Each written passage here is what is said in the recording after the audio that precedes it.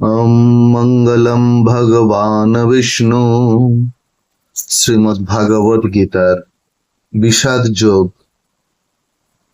শ্লোক চতুর্থ, পঞ্চম ও ষষ্ঠ।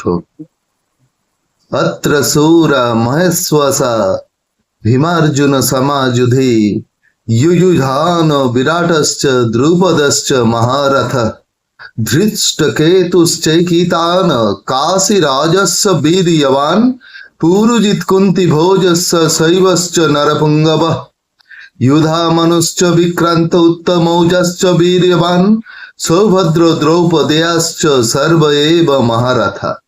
অর্থাৎ সেই সমস্ত সেনাদের মধ্যে অনেকে ভীম ও অর্জুনের মতো বীর ধনুর্ধারী রয়েছেন এবং যুযুধান, বিরাট ও দ্রুপদের মতো মহাযোদ্ধা রয়েছেন।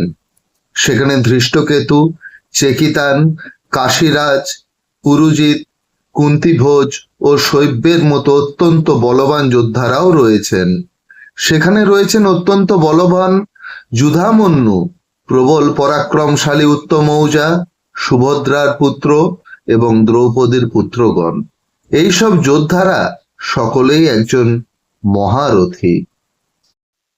অর্থাৎ যদিও দ্রোণাচার্যের অসীম শৌর্য, বীর্য ও সামরিক কলাকৌশলের কাছে ধৃষ্টদ্যুম্ন ছিলেন এক অতি নগণ্য প্রতিবন্ধক এবং তার ভয়ে ভীত হবার মতো কারণ ছিল না দ্রোণাচার্যের পক্ষে, কিন্তু ধৃষ্টদ্যুম্ন ছাড়াও পাণ্ডব পক্ষে অন্য অনেক রথী মহারথী ছিলেন যারা সত্যি সত্যি ভয়ের কারণ হয়ে দাঁড়িয়েছিলেন। দুর্যোধনের পক্ষে সেই যুদ্ধ জয়ের পথে তারা ছিলেন এক একটি দূরতিক্রম্য প্রতিবন্ধকের মতো, কারণ তারা সকলেই ছিলেন ভীম ও অর্জুনের মতন ভয়ঙ্কর। তাদের বীরত্বের কথা দুর্যোধন ভালোভাবেই জানতেন, তাই তিনি অন্যান্য রথী মহারথীদেরও ভীম ও অর্জুনের সঙ্গে তুলনা করেছেন। বিষাদ যোগ শ্লোক সপ্তম। अस्माकन्तु विशिष्टा जेतन्निबोध द्विजोत्तम नायक मम सैन्यस्य संगार्थं तां ब्रह्मीते। অর্থাৎ হে দ্বিজোত্তম, আমাদের পক্ষে যে সমস্ত বিশিষ্ট সেনাপতি সামরিক শক্তি পরিচালনার জন্য রয়েছেন, আপনার অবগতির জন্য আমি তাঁদের সম্বন্ধে বলছি। শ্লোক অষ্টম। ভবান ভীষ্মশ্চ কর্ণশ্চ কৃপশ্চ সমিতিঞ্জয় অশ্বত্থামা বিকর্ণশ্চ সৌমদত্তৈস্থৈব চ।